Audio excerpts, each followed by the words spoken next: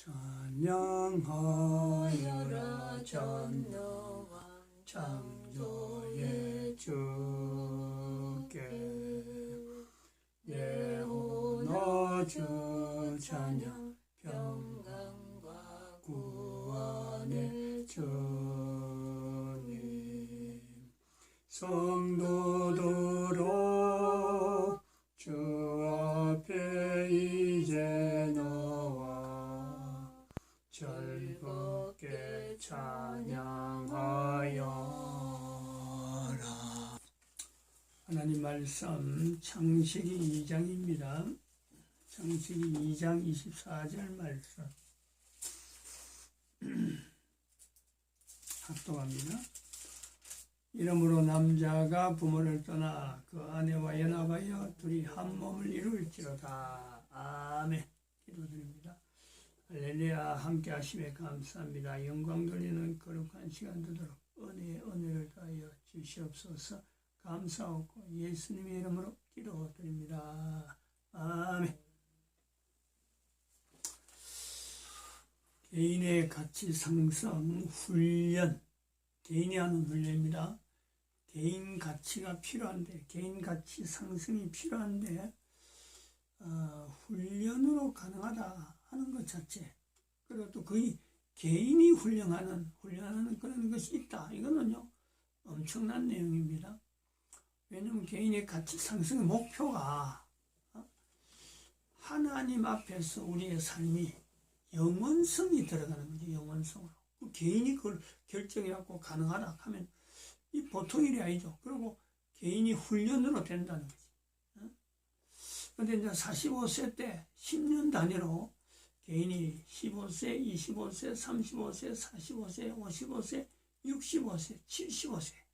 그래가지고 10년 단위 동안 15세에서 들어가면서 10년 동안, 물론 뭐 좀 이러면은 15세 중간에서 10살부터 해도 10살부터 해갖고 본인이 10살부터 20살까지 또 20살부터 30살까지 하는 이런 거는요 10년 단위는 개인이 조정하면 됩니다. 75세를 하지 말고 막 66세부터 마지막 75세까지 가는 그 내용을 하겠다 하면 되네요.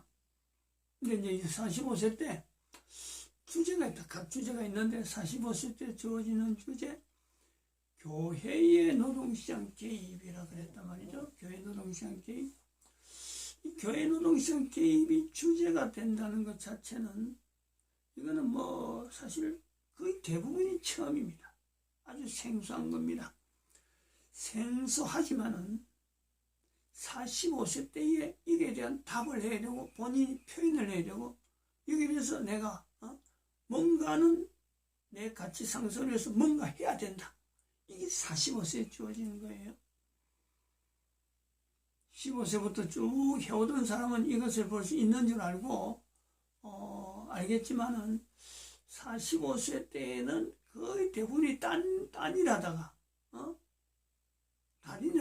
15세부터 이런 걸 안 거쳐보고 인생을 전체가 45세쯤 되면 막 모든 영향을 자기 나름대로 생각한 살아오는 것에 대해서 맞춰왔기 때문에 45세 때 교회 노동시장 개입을 통해서 개인의 가치 상승 훈련이다 하고 받아들이면 이거는요 개인에게는 어마어마한 큰 어떤 시너지 효과가 나는데 거의 대부분이 뭐 이거 뭐 크게 뭐 중요한 내용이 되겠느냐 하고 넘겨버린단 말이죠. 여기 아주 중요한 요소가 있습니다. 오늘 나오는 메시지하고도 이걸 좀 연결하려고 하는데, 오늘 사실 준비한 거는 지난 주간에 한 내용에 연결되어서 하려고 했어요. 근데 오늘 날짜가 2020년 5월 17일입니다. 5월 17일. 내일이 5월 18일이에요. 이 주일에 설교를 하는 거니까, 자료를 남기는가, 오늘 아니면 다음에 가면은 5월 24일이 되니까 내일 5월 18일 하는 이 날짜하고가 연결하는데 좀 안 맞죠. 그래서 오늘 주제를, 오늘 내용 자체를 개인의 가치 상승으로 하는 이 45세라는 주제는 맞는데 내용은 지난 주간에 나타난 내용이 이어진 게 아니고 5월 18일이라고 하는 날짜에 맞춰진 주제로 내용으로 바꾸려고 합니다. 5월 18일은 대한민국에서는 현재는 그렇죠. 참 하나의 국가적인 큰 어떤 사건이죠.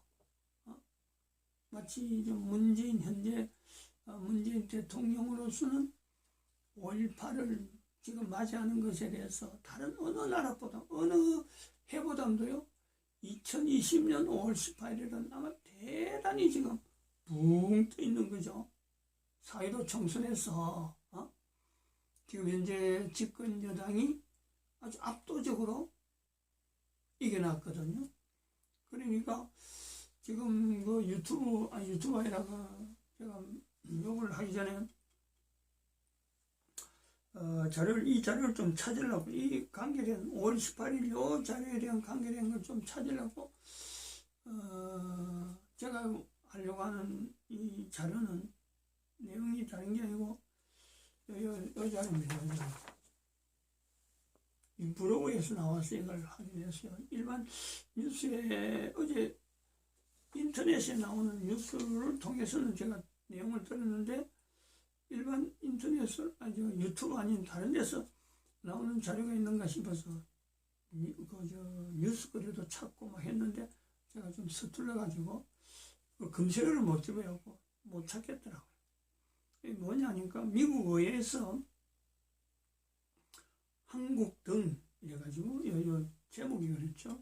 미국 의회에서 보냈는데 한국 등 55개국의 대만 WHO 참여 지지를 요청하는 사안이죠. 이거를 미국에서 상원의원입니다. 상원의원에서 번역을 해가지고 지금 이 전 세계에 갔는데 그 답장 지지 사안을 보냈는데 좀 지지해달라 하고 사안을 보냈는데 그 답변이 제한 날짜가 5월 18일입니다. 5월 18일. 5월 18일이죠. 그게 내일이라. 근데 5월 18일이 또 대한민국에서는 그 1980년도에 있었던 5.18 사태. 이걸 5.18 민주화 운동, 5.18 민중 운동, 5.18 전에는 민주화 하다가 이제는 민중화라고 하죠. 민중화. 그래 홍보가 대대적으로 나옵니다. 지금 뉴스나 이런 데도 일반 뉴스에 막 계속해서 5.18 사태를 지금 이야기해요. 그렇지 않으면은 예를 들어서 4.15 총선이 정상적으로 갔으면은 이거는 완전히 문재인은 내려와야 되는 탕국이죠. 근데 부정선거해갖고 완전히 선거를 한마디로 써서 좀 마타합니다만 개판으로 만들어가지고 부정선거를 하고 지금 집권 여당이 지금 아주 어마어마하게 지금 많은 표수를 얻었거든. 180축에 거의 가까운 숫자를 얻었단 말이죠. 이렇게 되니까 5.18이 지금 붕 떠버려요. 엄청나게 그 세력들이 마치 자기들 세상인 듯이 지금 5.18을 소개하고 이 부르거나 이런 데 들어가 보면은 이 자료 찾기가 얼마나 힘든지 몰라요. 아침 내내 거의 한 30분 이상 헤맨 것 같아요. 이리 해보고 검색을 요리 해보고 저리 보고 결국 하나를 찾아서 냈는데 이 내용이 지금 뭐냐니까 대만 WHO 회의 참석이거든요.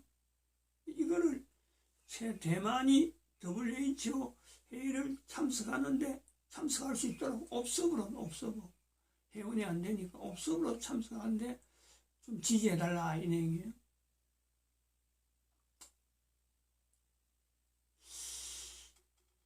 이게 지금 상당히 어떤 인류 전체도 봐도 그렇고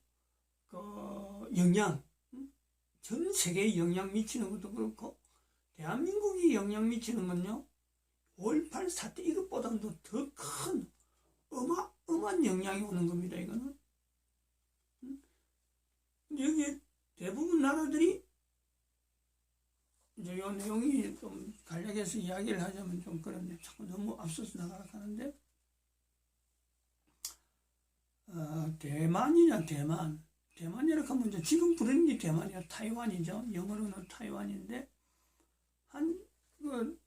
중국 자체에서 오늘 우리나라 같은 제주도 같은 거예요. 중국에서 오면은 우리나라 제주도 같은 나라가 하나의 섬이 대만입니다. 이 청나라 시대부터 이 대만이 중국으로 들어갔죠. 중국에서 대만을 공격해갖고 들어왔습니다. 들어왔는데 중국에 장개석이라고 총통이 있어요. 장개석 총통이 이끄는 국민당하고 중국에 내란이 일어났죠. 국민당하고 그 다음에 공산당으로 하는 하여 당입니다. 당. 공산당이라고 하는 이름을 가지고 하는 그 두 가지 집단이, 정치 집단이 하나의 큰 중국 패권을 두고 겨누다가 국민당이 밀렸어요. 장개석이 밀리면서 공산당이 중국을 장악했거든요. 중국의 공산당이 장악하기 전에 장개석의 그 국민당이 가지고 있던 중국의 그 위치는 전 세계적으로 알려져 있었어요. 그래서 중국이라고 하는 중화민국, 그 당시에는 중화민국이라고 했어요. 대한민국이 6.25 사변이 일어날 때 유엔이 대한민국에 군인을 파병해야 되는데, 그때에 유엔에는 상임이사국이 5나라, 미국, 소련, 그리고 중국, 장개석 총통이 있을 때 중국, 그 다음에 영국, 프랑스 5국. 이 5국이 대한민국에 유엔군을 파병해야 되느냐 마냐 하는 이런 결정을 했는데, 소련이 참여를 안 했어요. 참여를 안 했다. 근데 그때에 중국이 상임이사국이니까 대한민국에 파병 안 한다. 다른 영국이나 미국, 프랑스는 다들 참여하는 거는, 참여시키는 건 당연히 하다고 파병하는 건 찬성하는데, 중국의 입장이 그 당시에 대만으로 공산당에 의해서 밀려나 버렸거든. 대만으로. 공산당이 그때 1949년에 중국 전체를 통일시켜갖고 중공이다, 중화인민공화국이다 하고는 나라를 세웠어요. 대만에 이제 밀려간 중국 털만, 장개석으로 인해서 털만 대만에서 중국이다 하고 이름만 갖고 있었는데, 이 사람들은 중화민국, 중공은 중국 중화인민공화국, People's Republic of China, People's Republic of China. 그게 중공이라는 공산당 People's Republic of Korea, China. 중화민국은 Republic of China. 이런 이름을 가지고 두 나라가 있는 지경에 대한민국의 유엔군 파병 문제가 그때 대두가 된 거죠. 그런데 장개석이 대한민국을 파병하는 상임이사국 중에 한 나라도 거부하면 이게 안 되는데, 소련은 전쟁을 일으켜놔가지고는 참여를 안 한 거죠.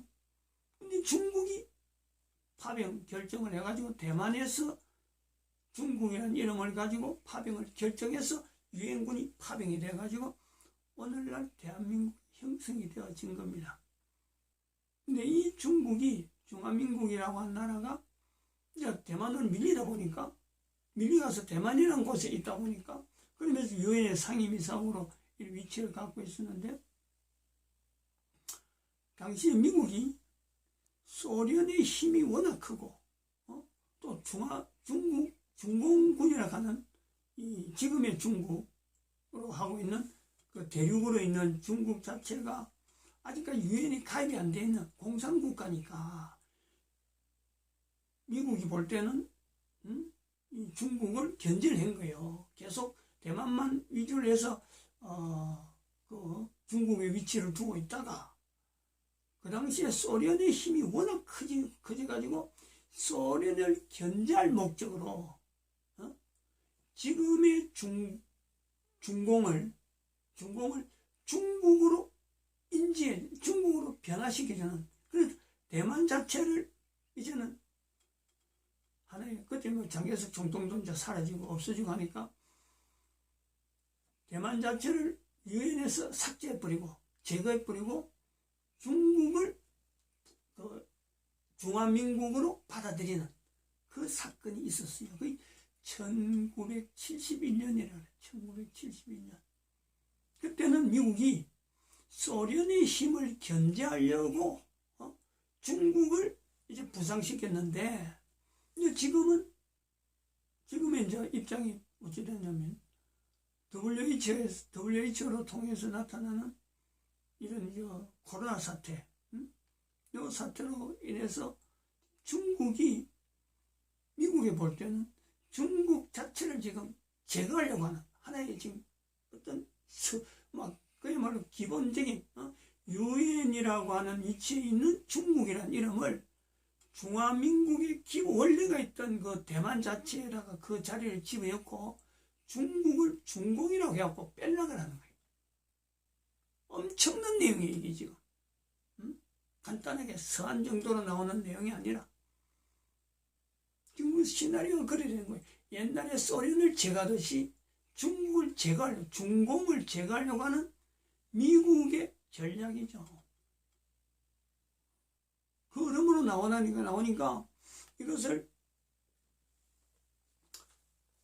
전 세계 각국에다가 55개국에다가 서한을 보냈다는 거 아니에요? 근데 대부분 나라들이 지금 현재 중국의 이 영향 때문에 이 서한을 받은 대부분 나라들이 중국의 오적입니다. 중국이 자기들에게 정치하는 프랑스도 그렇고 영국도 그렇고 지금 거의 대부분의 큰 나라들이요, 중국의 오적이었어요. 근데 그 오적인 나라가 지금 이 서한에 대만이 WHO 이 참여, 업속으로 참여하는데 중화민국이라는 이름을 가지고 리퍼블릭 오브 차이나라는 이름을 가지고 참여하는 그 대해서 찬성을 해달라 하는 이 미국 의회의 그 내용, 그 여기 지지를 하는, 지금 코로나 때문에 지금 그 대만이 코로나 방역 문제 때문에 WHO의 모범 국가, 방역 모범 국가라는 이런 실적이 있는가 봐요.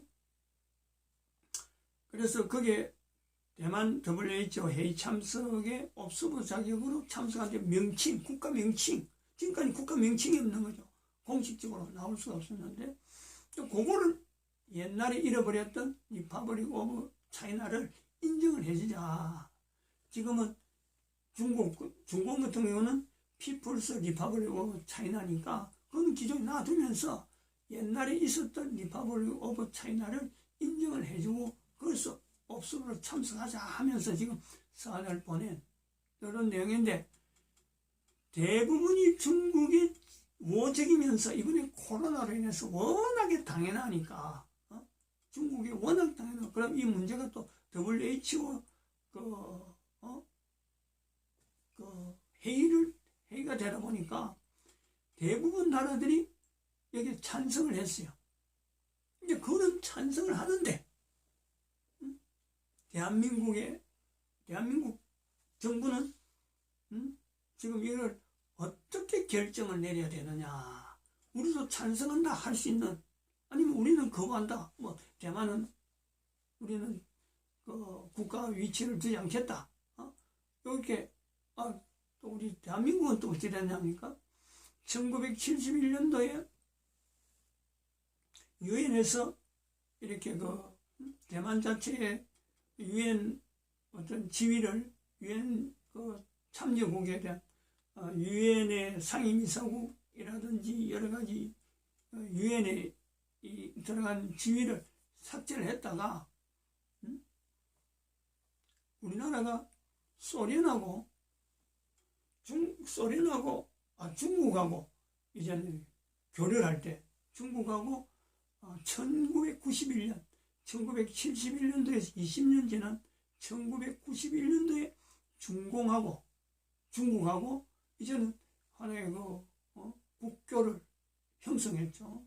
공산당이라고 안 했는데 유엔에 가입되고 중국이 막 경제적으로 막 활성화되니까 그래 우리나라가 1991년도에 중국하고 국교를 맺을 때 그때 우리가 선택을 해야 되는 거예요. 중국이 요청을 한 거예요. 중국 자체가 요구를 했지.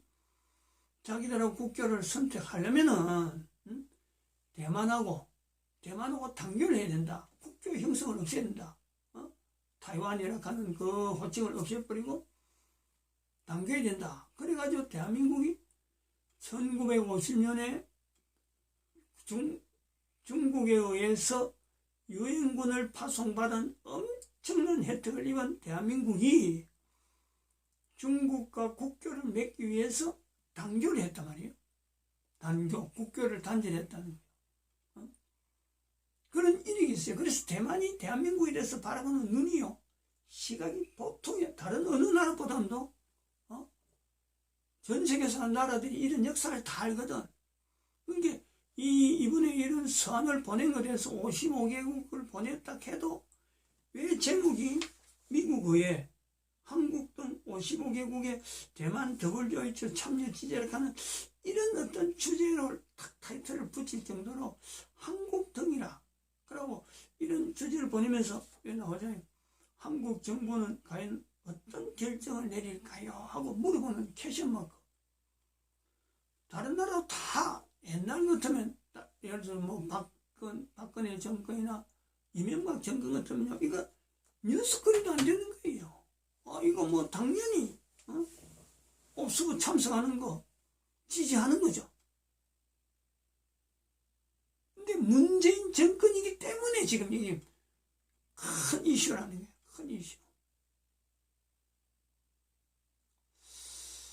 문재인 정권 내일까지인데 이게 이제 이거 서한 보내고 예스다, 노다 이 두 가지 판정을 해야 돼요. 제가 볼 때는 그렇습니다. 문재인이니까. 그리고 이제 시진핑 중국 주석이 문재인한테 전화를 걸었다는 거 아니에요. 다른 나라들이 전부 다 막 예스 하고는 그 옵스로서 참석하고 동참하고 우리가 지지한다 하니까 중국의 시진핑이 문재인하고 전화 통화를 했다는 거 아니에요. 반대해달라고 전화 통화까지 했어요. 물론 뭐 국가 간에 그런 이야 뭐 있을 수 있는 일이라 볼 수 있지만 이런 뉴스가 나온다는 것 자체가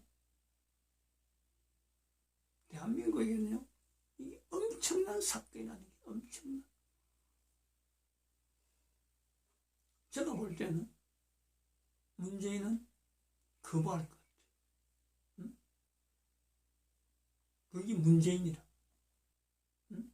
그게 우리나라에 2019년 10월 3일부터 있었던 대한민국 망했다는 것에 이것이 전 세계 알리는 표시가 되지 않을까. 저는 그래 봐요. 저는 뭐 100% 그는 문재인은 거부한다.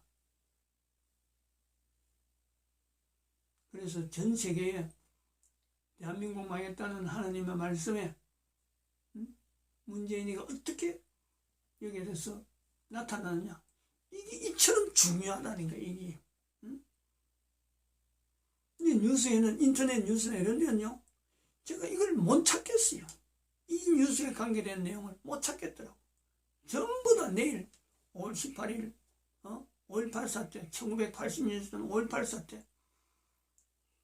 그리고 문재인이가 거기서 5.18 사태를, 5.18 민주화 운동을 맞이하여, 가장 생각나는 사람이하고 노무현 전 대통령이라. 노무현. 이게 지금 가장 친한 말이야. 뻔해요 지금 이게. 그래갖고 뭐 5.18 사태 때 그 당시에 국가가 얼마나 잘못했느냐는 그거 부각식인데 없는 내용으로 지금 뭐 포장을 해갖고 법원에서 판결난 기총소사 헬리콥터에서 기총소사 쏜 거 전혀 아닌 내용을 갖고 지금 그 자체를 막 어떻게 일부러 만들어 가지고 건물에다가 총탄 자국을 만들어 가지고 지금 그걸 막 부각시키고요. 역사 왜곡 엉망입니다.